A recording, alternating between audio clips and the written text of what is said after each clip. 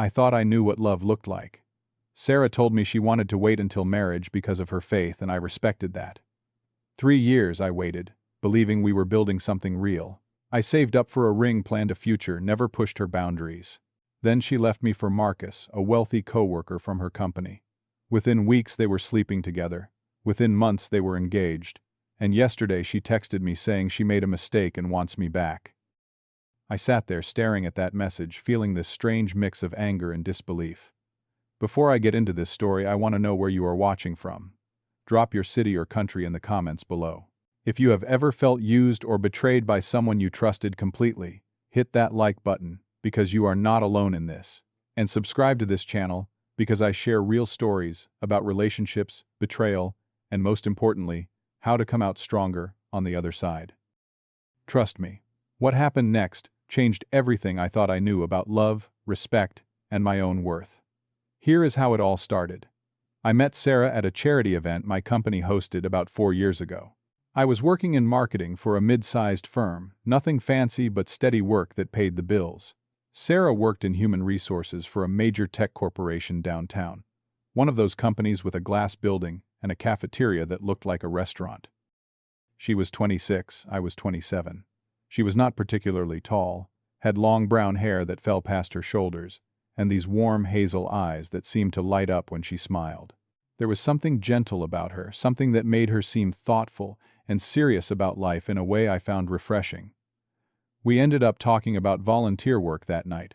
She told me she spent every weekend volunteering at a community center, helping organize events for underprivileged kids. I was impressed by how genuine she seemed, how much she cared about making a difference. We exchanged numbers before the night ended, and a few days later we met for coffee at this small place near the park. That conversation lasted 3 hours. We talked about everything from our jobs to our childhoods to what we wanted from life. It felt comfortable, natural, like we had known each other for years instead of days. Those first few months were good. We went to movies, had dinners at quiet restaurants, walked through parks on Sunday afternoons. Sarah was always punctual, always considerate. She liked to bake, and she would bring me homemade cookies or brownies when we met up. I remember thinking this was exactly what I wanted, someone mature, stable, someone who had plans and knew where she was going. After 2 months of dating, we made it official. 3 months into our relationship, something shifted. We were sitting in my car after dinner one evening. It was raining lightly outside, and the sound of drops hitting the windshield filled the quiet spaces between our words. Sarah turned to me with this serious expression and said she needed to tell me something important. My heart sank, a little worried she was about to end things. Instead, she said, "I need you to know something about me. My faith is really important." She explained that she grew up in a religious household, that her family was conservative, and that she believed in certain principles. Then she said it. "I believe in waiting until marriage. I know it is not common these days, but it is something I have committed to." I sat there processing her words. I was not particularly religious myself, but I respected people who had beliefs they took seriously. If this was important to her, I could honor that. I told her I respect that. "If that is what you believe, I can wait." The relief on her face was immediate. She smiled, squeezed my hand, and said, "Thank you for understanding. Most guys would not." I thought it was a good sign that she valued something beyond physical attraction, that she wanted to build something deeper first. We agreed that we would wait until marriage. She mentioned wanting to get engaged after about 2 years if everything went well. I agreed. She said, "I want to make sure we are compatible in every other way first." It made sense to me. If we had a future together, waiting was not a big deal in the long run. I believed in what we were building. The first year was honestly good. We traveled together to the Oregon coast, stayed in a small bed and breakfast overlooking the ocean. I met her family, who were polite but clearly conservative and protective of their daughter. Her father asked me about my job, my plans, whether I was serious about Sarah. I told him I was. Sarah introduced me to her friends, most of whom were from her church community. We did not have sex, but we had other forms of intimacy. Holding hands, kissing, spending nights, talking until 2 in the morning. Sarah set clear boundaries, and I respected every single one. I never pushed, never pressured her. The second year, things got more serious. We talked about marriage more frequently. She said, I think we should get engaged next year. I started saving money for a ring. I researched the kind of styles she liked, asked her friends subtle questions about her preferences. I began planning how I would propose, imagining the moment down to the smallest detail. But there were moments when it was hard. I was a grown man with normal physical needs, and sometimes the waiting felt difficult. But I would remind myself, she is worth it. We are building something real. This is about more than just physical attraction. The third year started with subtle changes. Sarah began working later more often. She said her company was expanding and the workload was intense. I understood. I supported her career ambitions. But we had less time together. Our dates became less frequent. When we did see each other, she seemed tired, distracted. I would catch her smiling at her phone, sometimes typing messages. When I asked who she was talking to, she would say, just work stuff. I trusted her. I had no reason not to. By the 35th month of our relationship, I had bought the ring. It cost me nearly $10,000, basically all of my savings. It was a diamond solitaire, simple but beautiful. I planned to propose at the restaurant where we had our first date. I made reservations, prepared a speech, imagined her reaction. I was nervous, but excited. I thought about our future, the wedding, starting a family, growing old together. Everything I had waited for was about to become real. 2 weeks before my planned proposal, Sarah asked me to meet her at a coffee shop. It was not one of our usual spots, which should have been a warning sign. She sat across from me and would not look me in the eye.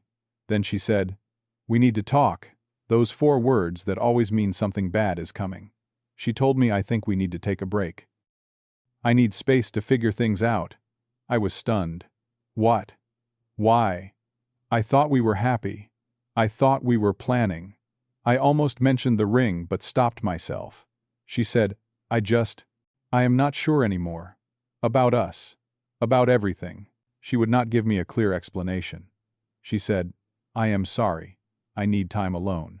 Then she stood up and left. I sat there in that coffee shop for another hour, completely lost. The first week after she left, I tried to reach out. I sent her messages asking if we could talk about what happened. She only replied with short responses, "I need space." I respected that. I did not want to make things worse by pushing. But I was in pain. I could not sleep. I kept replaying our entire relationship in my mind, trying to figure out what I had done wrong. We had just been talking about marriage. How did we go from that to this? I convinced myself it was work stress. Maybe she was scared of commitment. I decided to give her time, believing we would find our way back to each other. This was just a rough patch, I told myself. After 3 years together, after everything we had built, we could work through this. I still loved her. I still wanted to marry her. The ring sat in my drawer, a constant reminder of what I thought was coming. In the second week, I noticed changes on her social media. Sarah had deleted all of our photos together. Her relationship status changed from in a relationship to single. That hurt more than I expected. It started to feel less like a break and more like an actual breakup. My friends began asking questions. "Hey man, you okay?" Saw Sarah's page. I had to explain over and over, we are just taking time apart. But even I was not convinced anymore. 2 months after our breakup, my best friend Dave called me. "Bro, I do not know how to tell you this." He had seen Sarah at an upscale restaurant downtown. She was having dinner with a man. Not a casual meal either, Dave said. They were laughing, leaning close, clearly comfortable with each other. He described the guy, tall, wearing an expensive suit, flashing a Rolex, driving a brand new Mercedes. Dave said, "I think she is seeing someone, man." I felt like someone had punched me in the stomach. I tried to rationalize it. Maybe it was just a friend, a colleague, nothing serious. But I could not stop myself from checking. I went to her Instagram. There was a new photo, Sarah, standing next to a man at a wine bar. The caption read, "Great evening," with a wine glass emoji. The man matched Dave's description perfectly. I clicked on his tag, Marcus Thompson. His profile was public. He worked at the same company as Sarah, his title listed as Senior Director of Operations. His photos showed him next to sports cars, on yachts, at luxury resorts in tropical locations. This guy was clearly wealthy, living a lifestyle I could never afford. I felt sick. Was this why she left me? To be with someone who could give her a more expensive life.